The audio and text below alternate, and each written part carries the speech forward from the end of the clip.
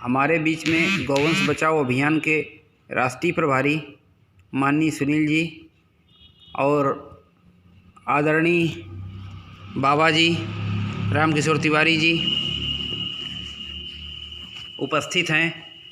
और आज हम रोड में घूमने वाले आवारा गौवंश के विषय में आप लोगों से कुछ चर्चा करना चाहते हैं।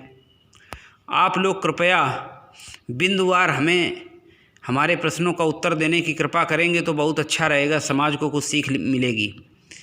महाराज जी, हम ये जानना चाहते हैं कि आज आवारा गौवंश को आवारा शब्द कह के प्रयोग किया जा रहा है, ये कहाँ तक उचित है?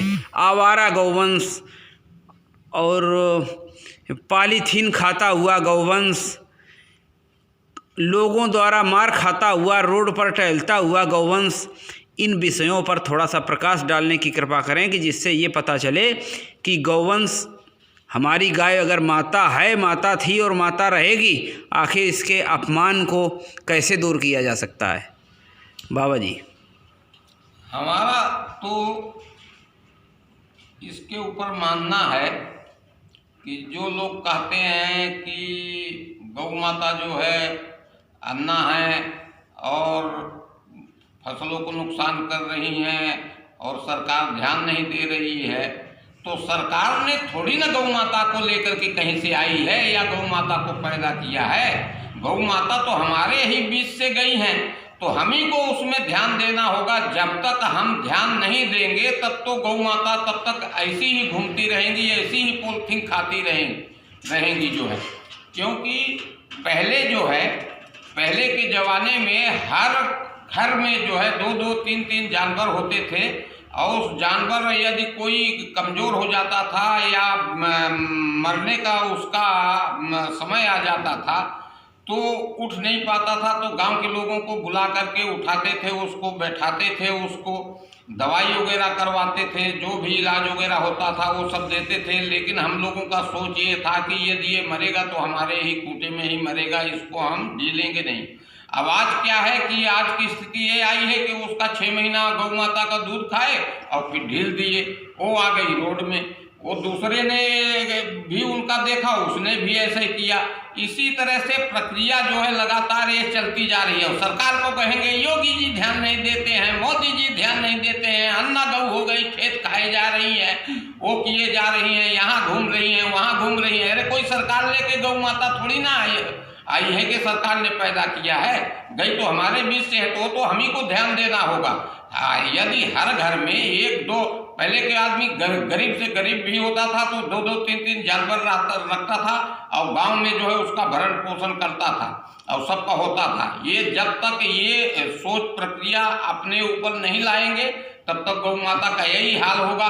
सरकार क्या करे? सरकार ने तो बूचड़ खाने बंद कर दिया, अब चिल्लाना शुरू कर दिए कि गौ माता अन्ना घूम रही है, अन्ना घूम रही है। और पहले इन्हीं लोग कहते थे कि गौ हत्या बंद हो, गौ हत्या बंद हो, गौ हत्या। तो सरकार ने बूचड़ खाने सब बंद कर दिया कि बूचड़ खाने जब बंद हो जाएगा तो गौ हत्या होगी नहीं। अब जब गौ हत्या जब बंद हो गई तो अब आ गई रोड पे गाय, तो अब सब चिल्लाने लगे जो है। अब इसको जो है हर आदमी, हर गांव का हर व्यक्ति जो है वो अपना जो है का नाम से ये गौ माता को पालना शुरू कर दे। एक भी गौ माता रोड पे नहीं दिखेंगी, ये हमारी गारंटी है। इसको मैं खूब अच्छी तरह से अनुभव किया। अच्छा बाबा जी, एक विषय में और चर्चा करनी है। आपकी संस्था ने अभी असहाय बच्चों के लिए कार्यक्रम शुरू किया है।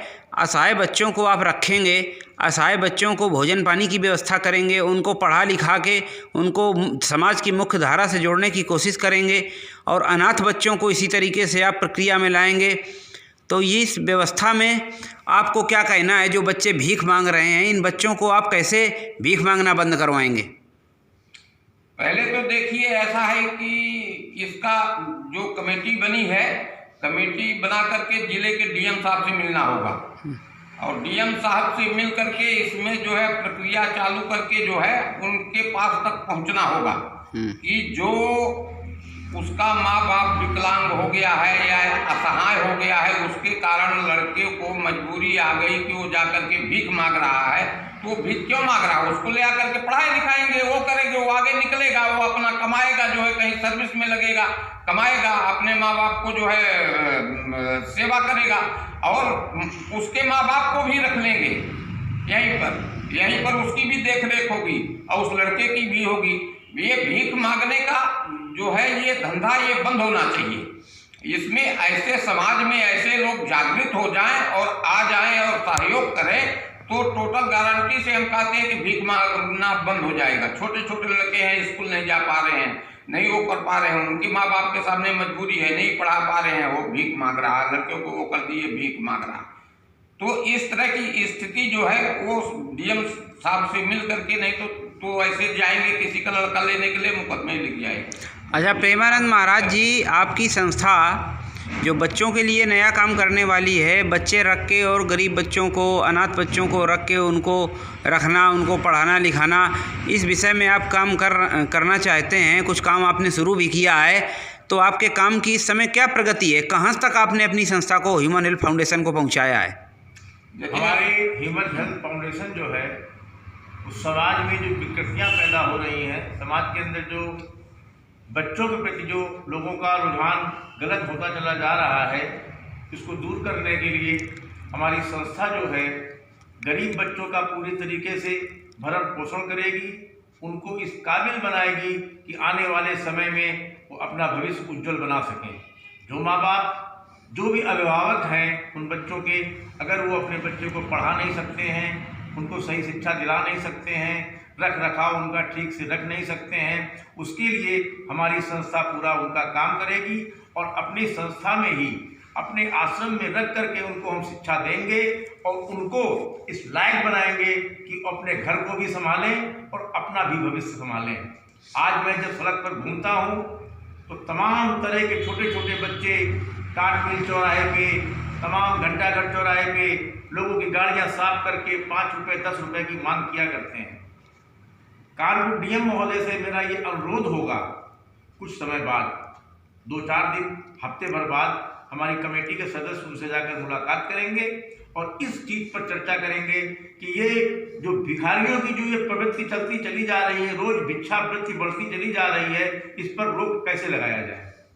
जब इन बच्चों को हम उचित कार्रवाई करके, उचित व्यवस्था बना करके इनको शिक्षा व्यवस्था, इनके खान पान की व्यवस्था का हम सुधार करेंगे तो निश्चित ये बच्चे भीख नहीं मांगेंगे। तमाम पागल बने घूम रहे हैं सड़कों पे, क्यों? मानव जाति को सुधार करने के लिए ह्यूमन हेल्थ फाउंडेशन पूरे बल और दल से निकला है और ये बहुत जल्द ही अपने कानपुर नगर को एकदम स्वच्छ कर देगा। कोई सड़क पर पागल घूमता नजर नहीं आएगा, उसका जीर्णोद्धार होगा, उसके शरीर के जो भी विकराल रूप जो उसने धारण कर लिया है, बड़ी बड़ी दाढ़ी बढ़ा ली है, बड़े बड़े गट्ठर लादे हुए हैं, ये सारी व्यवस्थाएं खत्म करके उसको नई दिशा में हम ले जाएंगे। कई जगह हमने, कई चौराहे हमने चिन्हित किए हैं, जिन चौराहों पर एक बर्रा चौराहा है, जिसमें बर्रा चौराहे के पुल के नीचे एक महिला अपना तमाम भूजल इकट्ठा करके बैठी हुई है, वही बनाती है और खाती है। सर पर ही पुलिस चौकी है। पुलिस चौकी का भी एक फर्ज होना चाहिए, हर वार्ड में वार्ड अध्यक्ष का और सभासद का ये फर्ज होना चाहिए कि अपने वार्ड से इस तरह की विकृतियों को दूर करें। अगर कोई असहाय व्यक्ति उनको नजर आता है तो हमारे ह्यूमन हेल्थ फाउंडेशन के पदाधिकारियों को सूचित करें, हम उनकी भरसक पूरी मदद करेंगे, प्रयास करेंगे और ला करके उनको नया जीवन जीने का अवसर प्रदान करेंगे। आपकी संस्था का मोबाइल नंबर 9919276435 है। इस मोबाइल नंबर में व्हाट्सएप के ज़रिए आप इस तरीके की सामाजिक विकृतियों को बता सकते हैं, दूर करने में संस्था का सहयोग कर सकते हैं। धन्यवाद।